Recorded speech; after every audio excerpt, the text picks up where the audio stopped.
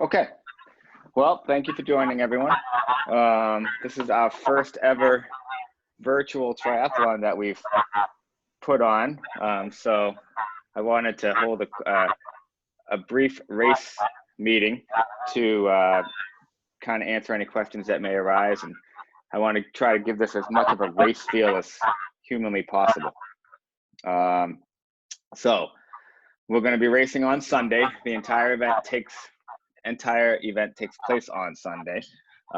You have the race guide. I'm just going to use the race guide to as a couple of talking points.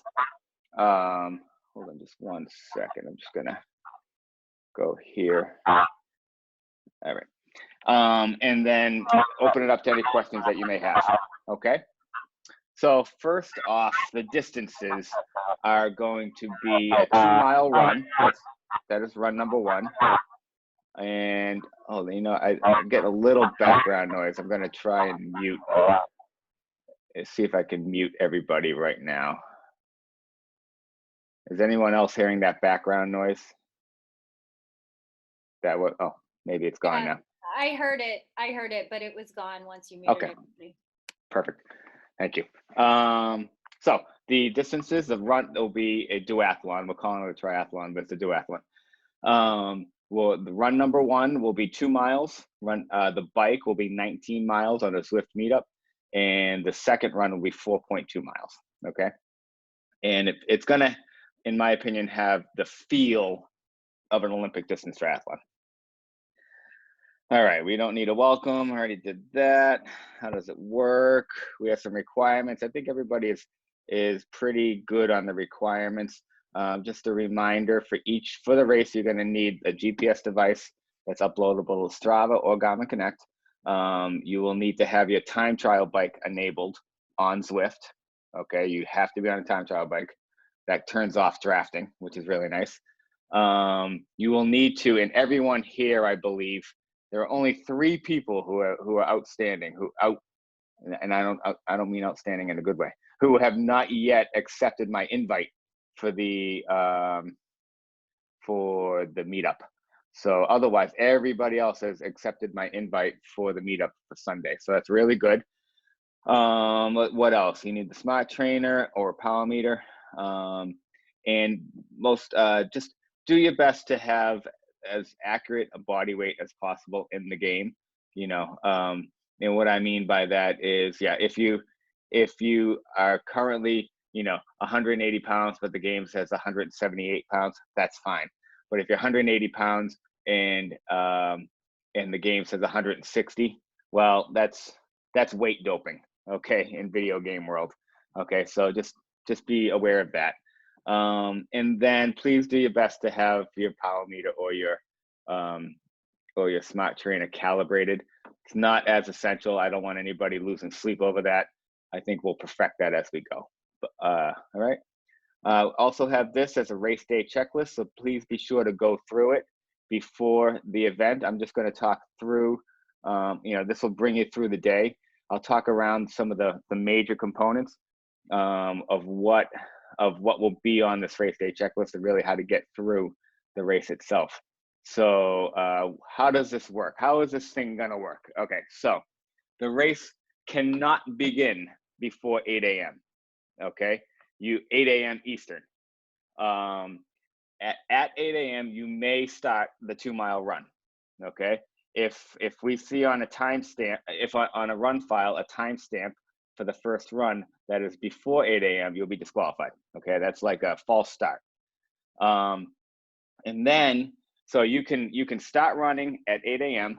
and then you finish your run, and then you have until 9:15 to get to the bike and be on the bike for the bike Zwift meetup.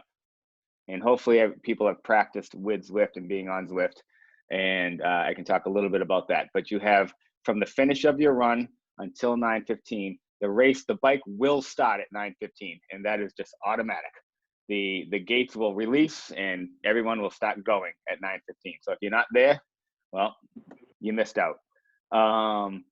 And that the 8 a.m. Eastern start does not mean that you have to run at 8. If you want to run at 8:30, that's fine. If you want to run at 8:45, that's fine. You just can't run before 8, okay? Me, I'm gonna run at 8 and then get on the bike and warm up for a bit to start the bike. But if you're time crunched or you prefer not to do that, you could run at 8:30 and squeeze that time before the bike. That's yours to do with what you want with, okay? You're gonna bike 19 miles, and when you're finished with the bike, you are going to transition into a 4.2 mile run, okay? The big thing with the transition is that it needs to be less than 10 minutes, okay?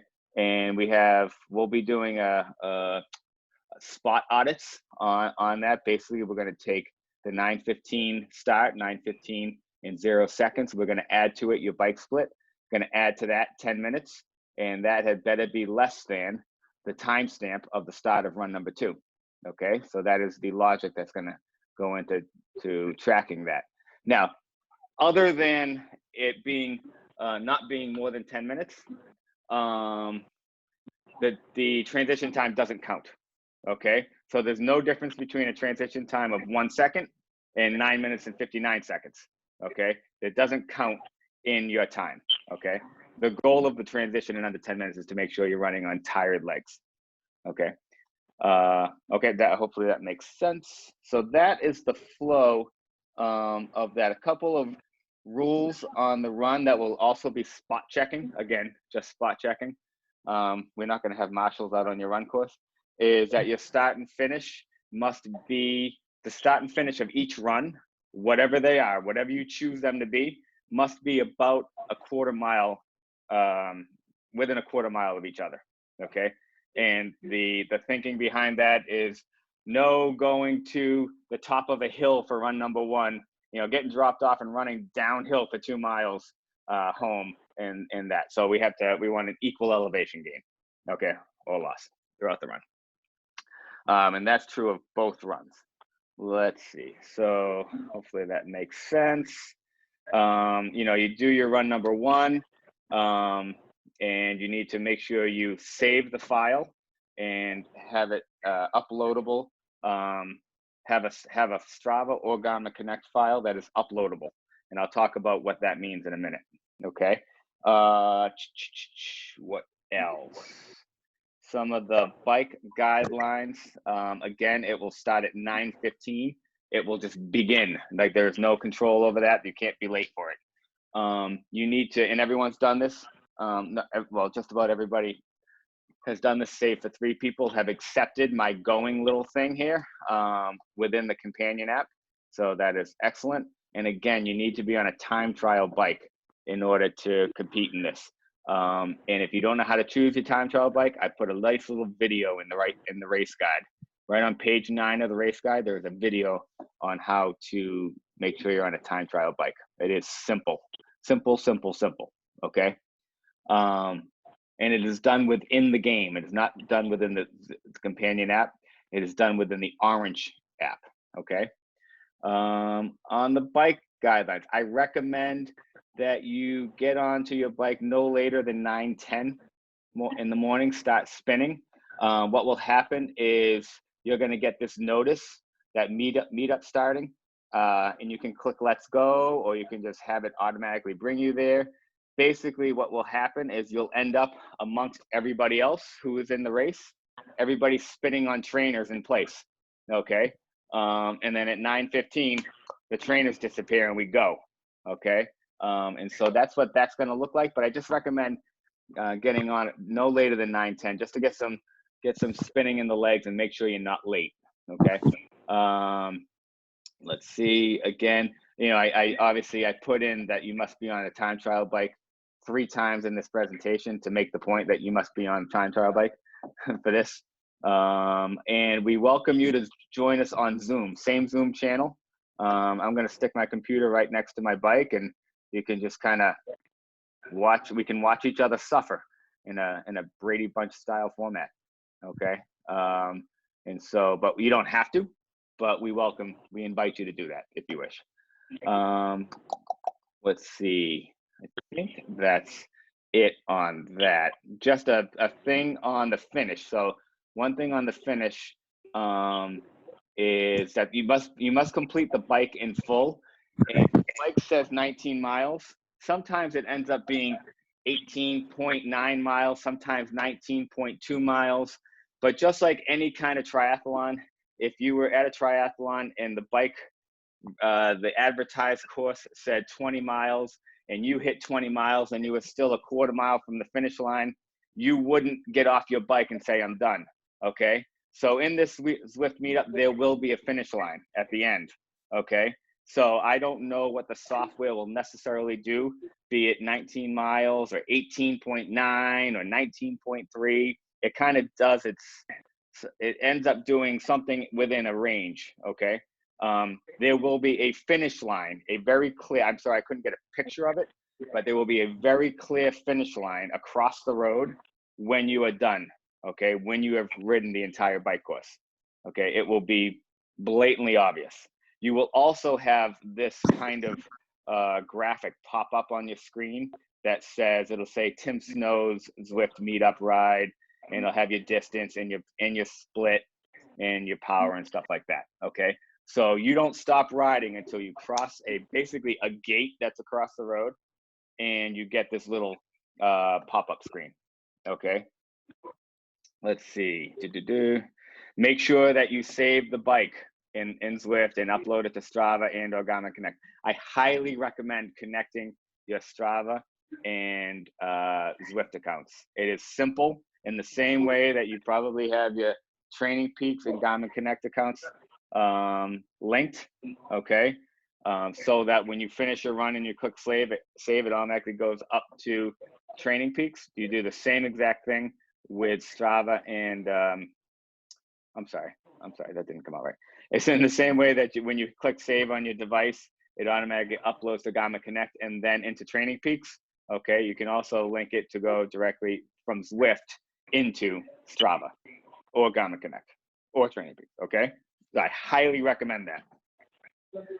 It will make life very easy, but you need to make sure that you save your ride. So you get off your bike and immediately save your ride when you're done, immediately before you head out the door to run. Okay, so I don't lose the file. This is what the bike course looks like. It is not flat.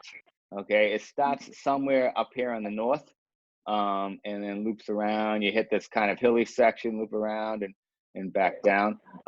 It's a solid course. So, but a kind of a cool little graphic. You can get a pretty good readout right here on this the course description. Zwift does a nice job of like describing their bike courses better than real bike courses. Kind of fun if you're looking for that. Let's see. Again, transition must be under 10 minutes.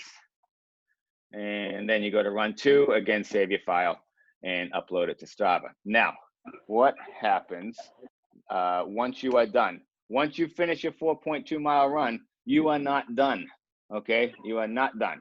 You still have to do your no chip, no time policy. So that's what we have. We have a no chip, no time, okay? You need to go to this Google form that we have set up and basically evidence your race, okay? I am going to have it in 3 different places, and I'm going to demonstrate where they're going to be right now. So let me go here. Let me pull this up.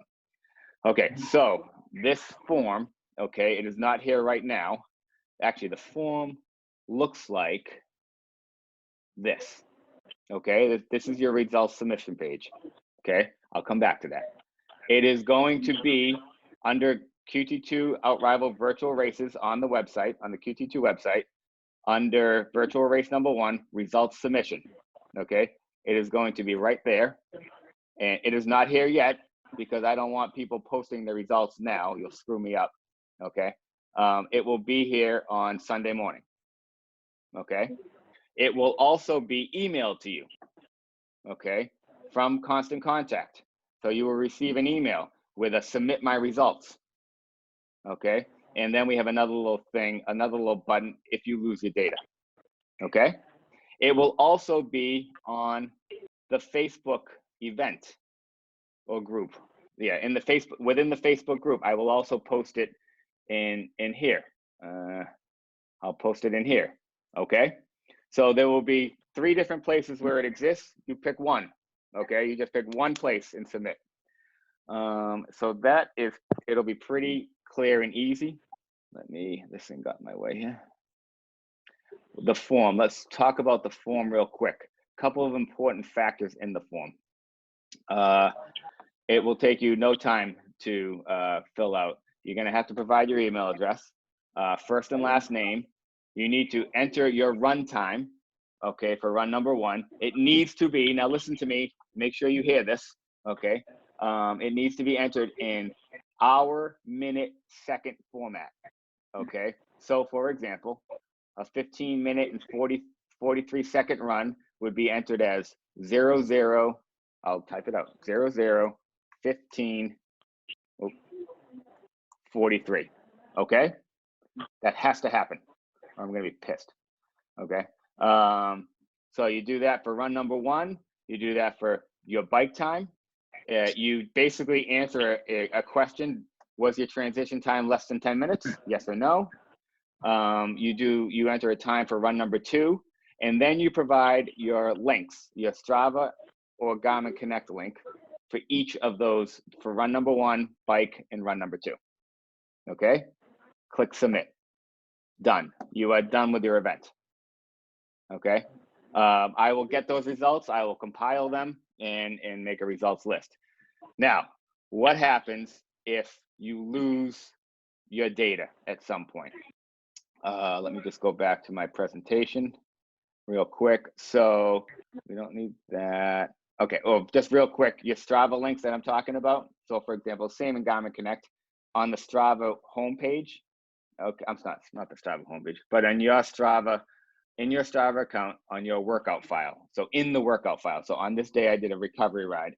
We want this URL. Okay, if you're taking it from the app, okay, the form works really well on phones. If you're taking it from the app, I want this, right? What's in the circle. Okay, and those are the things that you are going to utilize to populate these links. Okay, now, but what if you lost your data? Okay, so if you lose your data along the way, then there is another option. Okay, you can take a screenshot of your ride within the Zwift companion app. Okay, I took a little video on how to capture that right here, right on page 19. It's on page 19 of the race guide. There's a quick little video of how to capture your ride, and what I'm after is the race distance, the time, those two things. Okay, or if you lost your run data, you can take a picture of your device, the face of your device. As long as the face of the device displays time, the run time, the time, and the distance. Okay, so you can, if you have those, then you can utilize this other form that will be available. It'll be available in the same place as a result submission. There'll be some language around that. It is in the email, it will be in the I lost my data tab. Okay, if you click on this button, it will bring you to this form, which is just a different form. Okay, generally the same information. Okay, email, first name, last name. You have to enter your times, transition. But then for each segment, you either, so let's just pretend that you lost your run 1 file. Okay, you just lost it. Then you would say you wouldn't have a link. So you would leave that blank and you would upload a picture of the face of your device. Okay, but if you had your bike and run 2 files, you would just provide the links for those. Okay, so that just gives you another option for proof, and then click submit. I suspect that everybody's so technically savvy that they won't lose anything at any point, but just in case you do, I wanted to give another option. I'm also in the process of playing with other possibilities on how to do that without having necessarily upload pictures, but I'll get to that. We'll get there. I just had the thought today while running. Okay, so let's see. One important thing is you use one form, okay? You either submit your data on the lost data, you either submit your results on the lost data results submission form or the results submission form. One form, okay? Don't use both, okay? Just one. So if you lose any piece of data, then you simply use the lost data results submission to submit all of your data. Let's see, what else do I need to cover? Let me just go back to the presentation real quick to make sure there isn't anything else in here. And some of the rules. When you are submitting your files, just to make sure that, so for run number one, say, let's just take, for example, run number one. That is a 2-mile run, okay? Now, I assume that you will do some kind of warm-up before run number one, okay? I don't want to see it, okay? Run number one, the file that comes through for run number one needs to be 2 miles long, not 3 miles long, not 2.8 miles long, 2 miles long, okay? You are going to get the time of the entire file. So if your file includes a warm up and a cool down, then your 2-mile run is going to be inclusive of a warm up and cool down. So I implore you to just capture only each individual distance, okay? The good thing about Zwift on the bike is once the meetup starts, from 9:15 until the end of the bike, there will be, that's the only data that will be captured by that file. You don't have to worry about taking any kind of splits or anything like that. So your file starts at 9:15 automatically, and it ends as soon as you save, okay? So it starts at 9:15 and it ends when you hit save. So it makes good sense to hit save as soon as possible after crossing the finish line, okay? What else? Does anyone have any questions that may arise?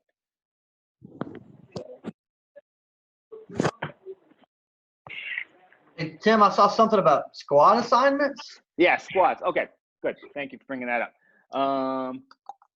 Where am I? Let's see. So squads. And this was just kind of my attempt to make it just a little more fun, a little more communal. Let's bring this up. I got to fix this homepage tonight. It got ugly. Let's see, May 10th. So the squad assignments. The squad assignments will be made tomorrow. The registration closes tonight. Oh, this got thrown off. Basically, everyone, we're going to have about 54 people in the race. And I've divided those people into squads, into 6 squads. So that's going to be, each squad's going to have about 9 people on it. And it's going to be a cross-country style scoring format. So basically, and so what I did, I kind of tried to piece teams together to be as even as possible. Yeah.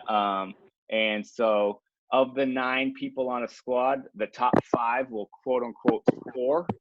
Okay. And then 6th place on the squad is what's called a displacer. This is high school cross country 101. And basically, if you win the race, you get 1 point, or your squad gets 1 point. If you come in 15th in the race, your squad gets 15 points.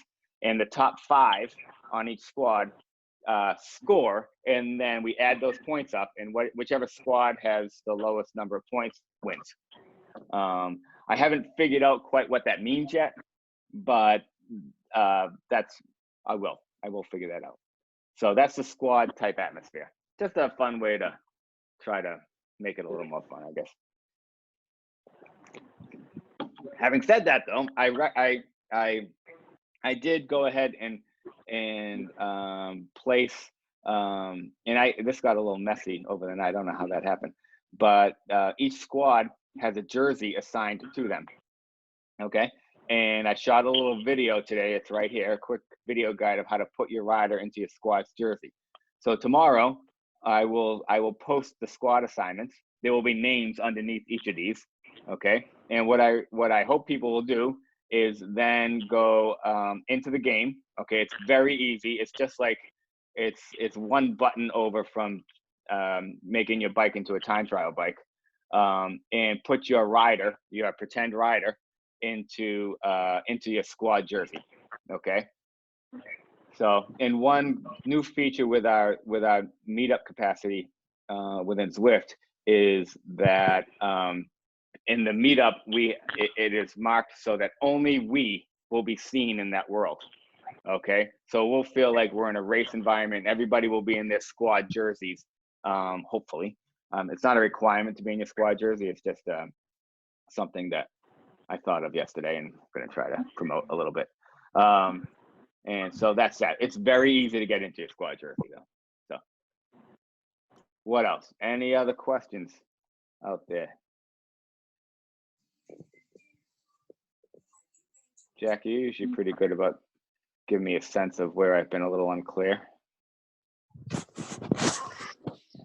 Anything you can think of? That was pretty detailed, Tim. Okay. All right. If there are no other questions, I have nothing more to say. It should be pretty. I think it might go smoothly. Again, you know, race starts at 8 a.m. Bike meetup at 9:15. Don't stop before 8 a.m. Don't be late to the bike meetup. Don't take more than 10 minutes in transition. Make sure you save your files, save your files,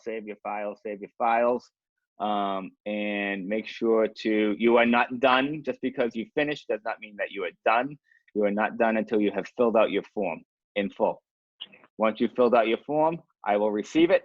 I will, you have until 3 p.m. Eastern to fill out your form, okay? So I'm gonna do the race and maybe go for a little ride after the race. And during that time, you're gonna be submitting your results. And then I'm gonna come back from my ride and I'm going to create the results, okay? So you're not done until you submit your results, but before 3 p.m. Eastern. At 3 p.m. Eastern, I am going to start compiling the results. Good. All right. Oh, Brian. Hold on. Hey, Brian yeah, has a hand. Yeah, question for you. So the race starts at 8. Let's say my run time is 15 minutes. The bike starts at 9:15. So T1 is an hour. That's a DSQ, right? Nope. So T1 doesn't exist. There's no such thing. Only T2 exists. So let me go back to my graphic.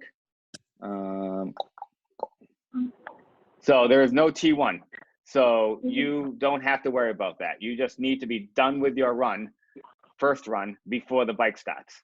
Okay. You can run 15 minutes starting at 8, be done at 8:15, have an hour. You want to go out to breakfast, go out to breakfast. I don't care. Do what you want.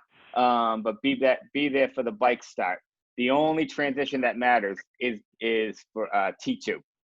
Okay. I just want the second run right off of the bike. Got it. Thanks. Good.